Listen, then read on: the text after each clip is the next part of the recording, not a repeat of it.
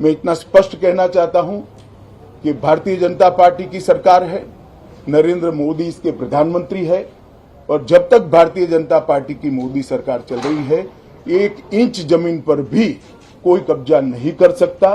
कल अपने सेना के जवानों ने जो 8 की देर रात को और 9 की सुबह को जो वीरता दिखाई है, मैं इसकी भूरी भूरी प्रशंसा करता हूं। इन्होंने घुसे हुए सभी लोगों को कुछ ही घंटों में वापस खदेड़ दिया और हमारी भूमि का रक्षण किया है। नमस्कार दोस्तों, ओसीएन नेटवर्क में आपका स्वागत है। सबको पता था, पहले ही इस बात की घोषणा कर दी गई थी कि रक्षा मंत्री राजनाथ सिंह 12 बजे लोकसभा में और 2 बजे राज्यसभा में जो 9 दिसंबर को चीन के सैनिकों ने गुस्ताखी की थी, एक भारतीय पोस्ट पर कब्जा करने की तवांग इलाके में, उस पर बयान देंगे। इसके बावजूद जब मंगलवार की सुबह 11 बजे सदन की बैठक शुरू हुई तो दोनों सदनों में, लोकसभा में भी और राज्यसभा में भी, कांग्रेस और कुछ दूसरे विपक्षी दलों के सदस्यों ने हंगामा किया। सदन को चलने नहीं दिया गया। और ये हम अक्सर देखते हैं, जब भी पाकिस्तान कोई गुस्ताखी करता है, चीन की तरफ से कोई इस तरह की हरकतें होती हैं, तो सदन में बजाय चीन या पाकिस्तान के विरुद्ध नारेबाजी करने के उल्टे जो विपक्षी दल है, खासतौर से कांग्रेस, वो मोदी सरकार पर तिरछी नजर करके उसके खिलाफ नारेबाजी शुरू कर देता है। अच्छा खासा मौका था और इसका फायदा उठाया गृह मंत्री अमित शाह ने। अमित शाह ने दोनों सदन नहीं चलने देने को लेकर के और कांग्रेस के इस रवैये को लेकर के बहुत तीखा हमला बोला है और मेरे विचार से अब तक का सबसे तीखा हमला है जो उन्होंने कांग्रेस पर बोला है। उन्होंने कुछ सवाल पूछे हैं। उन्होंने कांग्रेस को एक तरीके से निवस्त्र कर दिया है। 62 को लेकर के भी सवाल पूछे हैं। अलग अलग समय पर चीन ने भारत की कितनी जमीन कब्जाई है, और वो भी कांग्रेस के रिजिम में, जब कांग्रेस की सरकार थी, उसका भंडाफोड़ किया है। कुछ कठिन सवाल पूछे हैं। ये भी पूछा है कि 2006 और 7 के वित्तीय वर्ष में चीनी दूतावास से कांग्रेस के द्वारा एक तरीके से वित्त पोषित, संरक्षित राजीव गांधी फाउंडेशन ने 1,35,00,000 रुपया क्यों लिया था, और जिस काम के लिए वो लिया था, क्या वो काम किया है? और उन्होंने उसके बाद तमाम घटनाओं का उल्लेख करते हुए कांग्रेस से ये कठिन सवाल पूछे हैं कि क्या इन मुद्दों पर आपने चीन से लिए हुए 1,35,00,000 रुपए का उपयोग किया है, यानी शोध कार्यों के लिए। भारत और चीन के जो संबंध हैं, उनका जो विकास है, उसके शोध के लिए ये पैसा अगर लिया गया था, तो ऐसी बहुत सारी घटनाएं हुई हैं जब चीन ने इनकी सरकार रहते हुए तमाम तरह की गुस्ताखियां की हैं। तो क्या उसका भी आपने शोध किया है?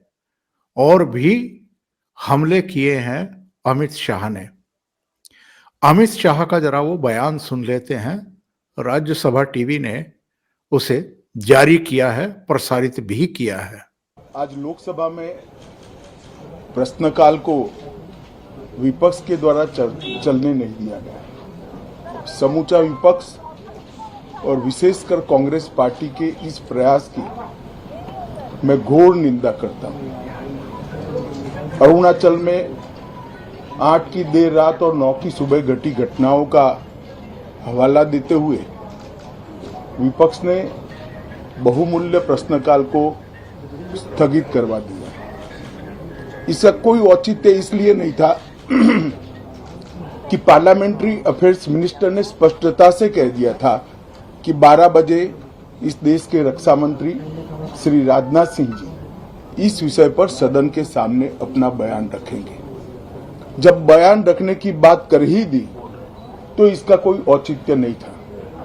मुझे भी थोड़ा आश्चर्य लगा। फिर मैंने प्रश्नकाल के सूची को देखा तो 5 नंबर का प्रश्न देखकर मैं इनकी चिंता समझ गया। 5 नंबर के प्रश्न है राजीव गांधी फाउंडेशन के FCRA रजिस्ट्रेशन को रद्द करने के बारे में। अब उन्हीं के कांग्रेस के ही सदस्य के द्वारा ये प्रश्न पूछा गया और जवाब में बहुत स्पष्ट था। अगर तो मौका देते तो मैं सदन के पटल पर भी बताता कि राजीव गांधी फाउंडेशन को 2005-6 और 2006-07 के वित्तीय वर्ष में चीनी दूतावास से 1,35,00,000 रुपए का अनुदान प्राप्त हुआ था।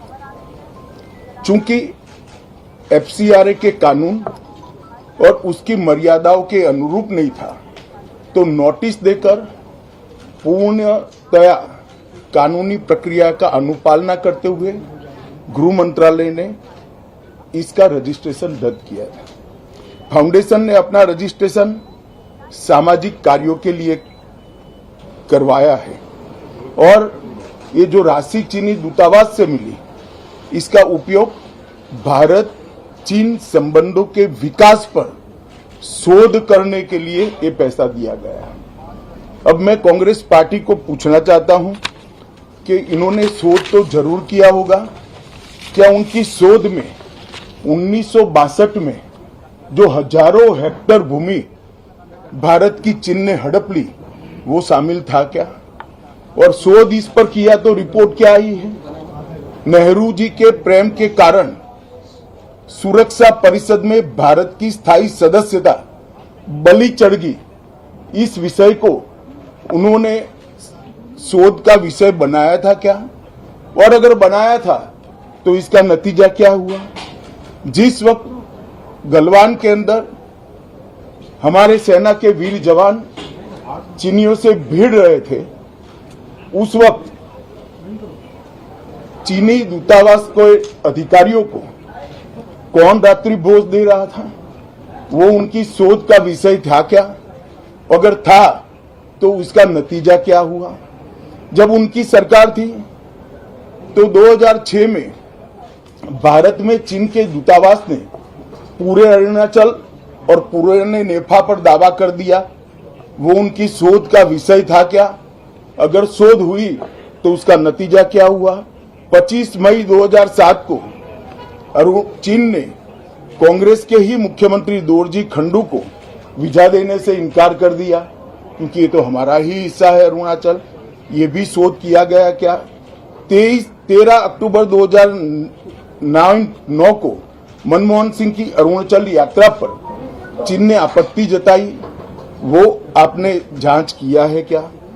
और 2010 में चीन ने जम्मू कश्मीर के लोगों को स्टेपल वीजा जारी करने की प्रथा शुरू की, ये भी क्या आपका शोध का विषय था? 2011 में कांग्रेस सरकार ने चीन की धमकी के बाद हमारे रोड और वाइटल बॉर्डर इंफ्रास्ट्रक्चर्स का निर्माण डैम चौक में रोक दिया। ये क्यों रोका गया, इसकी भी शोध की है। मैं कांग्रेस पार्टी को पूछना चाहता हूं, ये दोगला रवैया जनता के सामने नहीं चलता है। जनता सब देख रही है।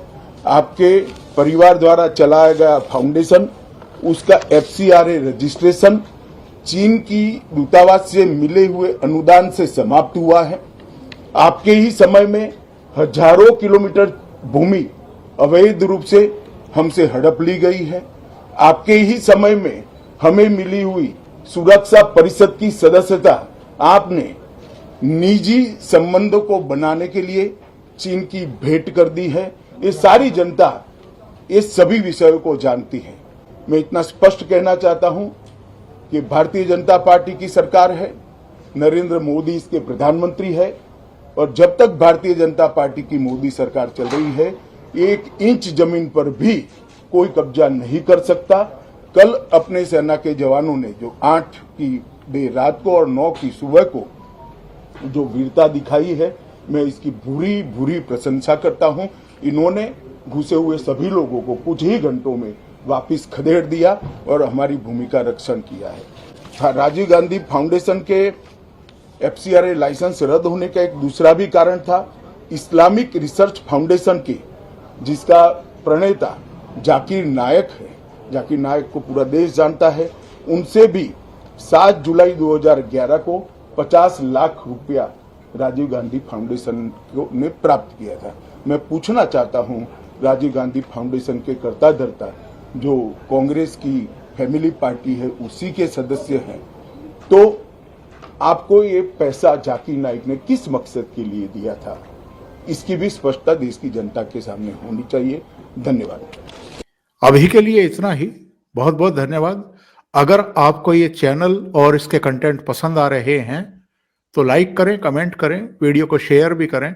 अभी तक अगर आपने ये चैनल सब्सक्राइब नहीं किया है तो सब्सक्राइब कर लें और साथ में लगे बेल आइकॉन को दबा दें ताकि आगे आने वाले वीडियो और उनके नोटिफिकेशन आप तक पहुंचते रहें। बहुत बहुत धन्यवाद। नमस्कार।